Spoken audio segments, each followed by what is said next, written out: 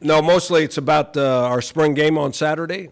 We would like to invite as many fans and friends and whoever would like to come out and watch our football team scrimmage against each other on Saturday, but we're going to divide the team up into two teams. I haven't decided yet. I'm probably going to divide the coaches up too so that they have an allegiance to one team or the other. And we're going to play a regular game until we get to a certain number of reps, and then we might run a running clock so that we don't get too many plays in the scrimmage. But hopefully it's going to be sunny. I heard it's not going to rain on Saturday. It's going to be sunny. We're going to get out there on the grass, hopefully enough people out there that add some excitement to the festivities and come out and check out what hopefully people will want to watch next year. Now, are you picking the teams, or is there sort of a draft apparatus amongst team captains? Or? Well, basically it's going to be the first offense and the second defense is going to be one team, and they'll all be in the same color jersey. And then the first defense and the second offense will be on the other team, and they'll all be in a different color jersey. Now, what might be weird to everybody is we only have 9 healthy offensive linemen. So we are putting them in gray jerseys so they can play on either team and not be a distraction. So one team will be in black jerseys, one team will be in white jerseys, but the offensive linemen will be in gray jerseys so they can play on both teams. So the offensive linemen are going to win no matter what. Or lose, however you want to look at it. Well, is that a concern, though? I mean, you're down to that number of offensive linemen? No, we've been practicing the whole time in spring ball like that.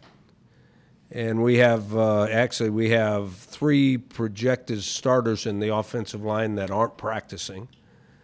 And 2 of them are getting over injuries and surgeries, and one of them hurt his toe during the early part of spring ball, but he'll be fine. So all 3 of them will be back for next fall. And then we have some freshmen coming in, so it's not a real concern. It just makes it a little harder to divide the team up equally. How's Keith's shoulder? Oh, I think he's going to be fine. I mean, everybody says he's going to be fine. So you're unveiling your full new offense, right? Well, it won't be the whole offense, but for those that are real fans of ours, the offense will look a whole lot different than it did last year. Now, I'm going to say this again. That does not mean our philosophy has changed, but we're going to be in a lot more spread formations. The quarterback's going to be in the shotgun a lot more, but we're still running the same kind of running plays, basically. We've added some things to the passing game, and we'll see how the quarterbacks perform. If the quarterbacks perform well, everybody will like what they see. If the quarterbacks don't perform very well, everybody will wonder why we changed. Speaking of the quarterbacks, do you know any idea of the rotation you'll have between all your signal callers? Don't know right now. What we've been doing up till now is Ryan Agnew, he plays, but nobody gets to hit him. And the other 3 quarterbacks are live, and I would assume that's going to be the same on Saturday. What have you seen through your 2 local kids through this? I think our quarterbacks have been very inconsistent to this point. At times they do some good things, and at times they don't do some things that aren't very good. But some of that's partly because of the new offense. Some of that's because the 3 other than Ryan Agnew haven't played very much. One of them's a junior college transfer who hasn't played in our system at all until now. So they are young and inexperienced, so you would expect that it might be inconsistent performance during practice. Anyone else on the no contact list? I always know it's infamous that one person gets the if you touch him. Well, normally Juwan Washington carries the ball 2 or 3 times, and he gets hit 2 or 3 times, and then he doesn't play much anymore. We limit the reps for Chiava Tizzino on defense, so he's played a lot of football, so he doesn't need as many reps. But everybody else will play the whole time. So Jawan will just get 2 or 3 the whole game on Saturday? Well, he'll be out there, but once he gets hit 2 or 3 times, he won't be playing much after that. You know, if they throw the ball every time, he'll be out there for 10 or 15 plays. But if they hand it to him 2 or 3 times, well, maybe he'll score every time. So he'll get to keep playing. How do you think he's adjusted to the spread, given that you ran the Wincy in high school? I think he's fine. I mean, I don't think the running back position's the hard part. I mean, they do exactly what they do all the rest of the time when they carry the football. I think the difficult part is the quarterbacks, especially the ones that have been in our system that are used to being under center. Now they're back in the shotgun like they were in high school. The passing game's a little more complicated than it was before. But it shouldn't matter to the offensive lineman or the quarterback, or I mean the running back. It shouldn't matter to the offensive lineman or the running backs. What do you see Jaron's role in the kick return game this year? I think he'll probably still return kickoffs. He won't return punts. From watching practice, do you feel like there's an emerging punt returner? I think there's 2 or 3 guys that could probably do it. You never know until it's live, and we haven't done any punt return that's live, so you can't really tell. Who are the 3 who stood out to you? Well, I think Jesse Matthews shows that he catches it naturally. Ethan Dedeaux catches it pretty naturally. Jordan Bird, we have him back there because he's so fast. He's getting much, much better at catching it. Being the end of spring ball, are there some things that you haven't seen that you hope to see in Saturday's game and the last couple of days of? Well, you always would like to be better than you think you are. And it's hard to tell because you're playing against yourself and your team is kind of diluted. You're not just playing 11 guys on offense and 11 guys on defense most of the time. You've got a lot more guys playing than that. But we've got quite a bit done to this point so far. And we'll actually have 3 practices after the spring game that we can get some things done. Just going off of this for a quick second. After the admissions case came out, was there ever any meetings or anything between you or between the athletic department to get everybody on the same page or to decide, hey, we need to watch out for this in our world? What was the discussion like around here after that FBI case became known? Well, we haven't had any discussions about it. I don't think there was any football or basketball players involved in this because we get fired if we don't win. Well, what did you think when you heard that come out? What was your reaction when you saw that happen? It was surprising.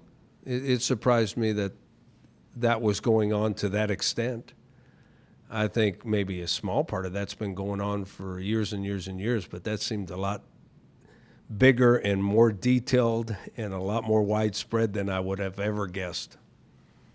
Is there anything that you, I mentioned, we get fired if something happens, but what do you do as a coach when you say, how do I keep control of something that I may never even see, by the time it gets to me? Oh, that doesn't happen in our program.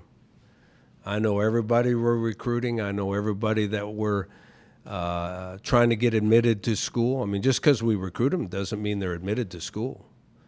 San Diego State's a very difficult school to get into.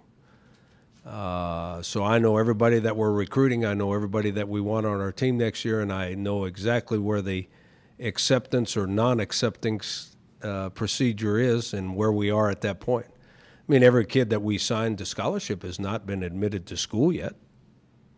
Some of them have to pass some classes their last semester in high school, and they have to graduate and all those sort of things. Some of them don't have a qualifying test score yet, but there's 3 or 4 more times they can take the test. So if we were to do that, I would know it was happening, and that ain't happening while I'm here. How do you feel like things are coming along with finding a replacement for Barron? I think that our kickers I think we're in good shape, kickers and punter. And our new kicker could actually punt if we needed him to, but since he's going to be a rookie, we're going to give him just the kicking duties. And the year after this, he might do both. I think it's difficult for a guy to do both. the fundamentals and techniques are quite a bit different. But I think we're in good shape in both spots. Looks like he has a pretty big leg. He's got a really strong leg. Now we got to find out if he can make it when it counts. You won't find that out until we play a game. But like if he kicks Saturday, even in that situation, I mean, how do you simulate pressure? Well, I mean that's a little bit of pressure. There's guys rushing them, and we're trying to block. We're trying to block the field goals and all that. That's as close as you can get until you get to a game. We don't have exhibition games like the pros do. In most positions, you have a lot of competition for guys to make them better. But this seems like a position where he's pretty much earned it. I would say our kicker and our punter are pretty. It's pretty sure that they're the starters, and they back each other up too. So if you have trouble with one, the other guy will do it. When is pro day and how involved are you in that? Pro day is tomorrow. No, Friday. Pro day is Friday. And I'm not involved at all. Jay Sean Sykes, our football operation guy, runs that. Do you have any idea who's going to be participating? I think every one of our last year seniors is participating. I've been told that anyway. And the guys that came out early are participating. Even Tyler? Mm-hmm. What does that pro day do for those guys? I mean, virtually almost all the NFL teams will be there. How much help is that pro day for them? I think for the ones they don't know very well, it might help or hurt. There's 3 or 4 guys that they know everything about already. And I think it's just another check. I mean, it's 3 of them went to the combine. How many more statistics can you get on them after they've already been to the combine? So I don't think a player can really help himself or hurt himself if they've investigated him that much.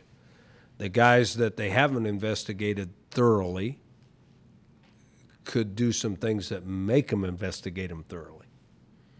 So our own pro day is more for the guys they don't know a lot about as opposed to the guys they know everything about already. It's like last year, Rashad participated. Was that because he wants to be with the guys? Or I mean, No, I think all our guys think that if they can do, if you can run a 1/10 of a second faster or you can jump an inch higher, it might make a difference on how a pro team views you. So the more opportunities you get, the more chances you get, the better off you are. What's your secondary looking like? Is Kyrie moving to safety kind of going to be a permanent thing? And Darren getting that stuff? Well, it's going to be a permanent thing. So I think we have 3 veteran, strong safety, we call them warriors. With Kyrie in there, we have 3 guys that have played a lot there. And with him, it makes 4. So that gives us good depth at that position. The middle safety, we call him the Aztec. The middle safety, those 2 guys neither one of them have played very much. So it's a little, we got to get a lot of reps for those 2 guys. So that's pretty good depth. That corner, I think we're still looking. We have confidence in the starting 2 corners. We're still looking for a corner or 2 to be their backups. Is the starting 2 Darren and who's the other guy? Or is Barku. Barku. how do you feel like the defensive line candidates are progressing? I think we're making progress. We're not anywhere close to as good as we have to be. We're not very good up there right now. You say not very good. Can you expand on that? In what ways? We make assignment errors. We're not as strong at the line of scrimmage as we need to be, holding the line of scrimmage. Our techniques on taking on blockers has to get a whole lot better. We got to play a whole lot harder, and we got to get a lot bigger and stronger. Anything else? What about linebackers? How are you feeling there? I think we have, I don't know if it's too deep yet or not, but I think we have 3 to 5 linebackers we have a lot of confidence in. And I already told you, I think we have really good depth at the safety position. Our depth is shaky at the corner position.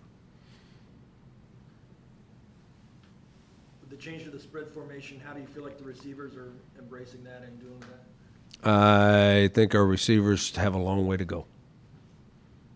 They're getting better as we go, but they're not game ready yet, and that has something to do with the quarterbacks being inconsistent too.